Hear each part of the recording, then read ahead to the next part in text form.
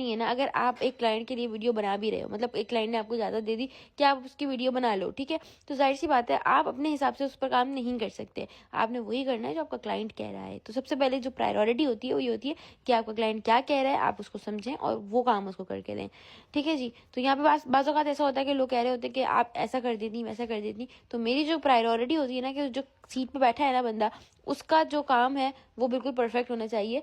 मेरे व्यूअर्स जो होते हैं ना, मैं उनके अब जब अपनी मॉडल्स कर रही होती हूँ, सब कुछ कर रही होती हूँ, तो उसमें मैं देख लेती हूँ कि हाँ चलो किसी ने कुछ रिक्वेस्ट करी थी, उस तरह का काम कर लेते हैं। लेकिन जब व्हेन इट्स क्लाइंट, तो मुझे अपनी क्लाइंट की ही बात माननी है, ठीक है जी। इसके बाद मैंने लगाया है अपना लाइनर, और लाइनर मैं फेजेड का लगा रही हूँ। यहाँ पे बहुत ज़बरदस्त लाइनर है। अच्छा, काफ़ी लोग कहते हैं कि ये ड्राई हो जाता है, तो उसको दोबारा एक्टिव करने का क्या तरीका है? एक्टिव करने का सिर्फ एक ही तरीका है कि आप क्रायोलॉन का मेकअप ब्लेंड, बल्कि मिक्सिंग मीडियम ले लें, या फिर जो है वो इंग्लॉट का ड्यूरा लाइन ले लें। ये दोनों चीज़ें आपकी वैनिटी में लाजमी होनी चाहिए अगर आप एक अच्छी ब्यूटिशियन हैं तो, ठीक है जी।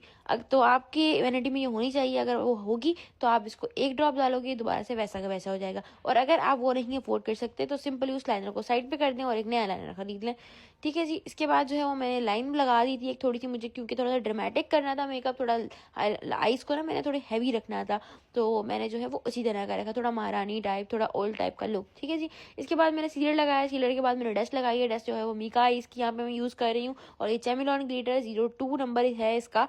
और इसके बाद जो है मैंने वो लगाया मस्कारा। मस्कारा जो है वो बॉब का है, और मैंने 2 से 3 कोट्स जो है वो नैना की अपनी ही लैशेस पे कर दिए थे। मैंने इस बार जो है वो लोअर लैशेस नहीं लगाई, लेकिन मुझे आप सबकी रिक्वेस्ट याद है कि आप लोगों ने कहा था कि जी मुझे लोअर लैशेस लगाना सिखा दें हम लोगों को। तो मैं इंशाल्लाह बहुत ही जल्द एक अच्छा सा ट्यूटोरियल बनाऊंगी, जिसके अंदर मैं बहुत स्लो पूरी डिटेल के साथ जो है वो आपको लोअर लैशेस लगाना सिखा दूंगी इंशाल्लाह। इसके बाद जो है मैंने लाइनर लगाया था जी। लाइनर मैंने बस आइस के साथ साथ एक सीधा सा लाइनर लगाया है। इसके बाद आइस के अंदर जो मेरे को काम करना था थोड़ा बहुत, वो मैंने कर लिया। इसके बाद जो है मैंने लैशेस लगाई हैं। लैशेस जो यहाँ पे यूज़ की हैं मैंने, वो जैस्मीन लैशेस हैं, ये काशीज़ की हैं, और ये जो गोल्डन बॉक्स वाली लैशेस होती हैं वो होती हैं, ठीक है। हर लैश का जो आर्टिकल है वो अलग है, उसकी लुक अलग है। हर जैसे जैसे आपके प्राइसेस में फ़र्क आता है, ऐसे ऐसे आपकी लैश की क्वालिटी में भी फ़र्क आता है, ठीक है जी। इसके बाद मैंने आईब्रोज को शेप कर दिया था। इसके बाद मैंने हाइलाइटर को थोड़ा सा रिफ्रेश किया कि मुझे बहुत अच्छा सा हाइलाइटर चाहिए था।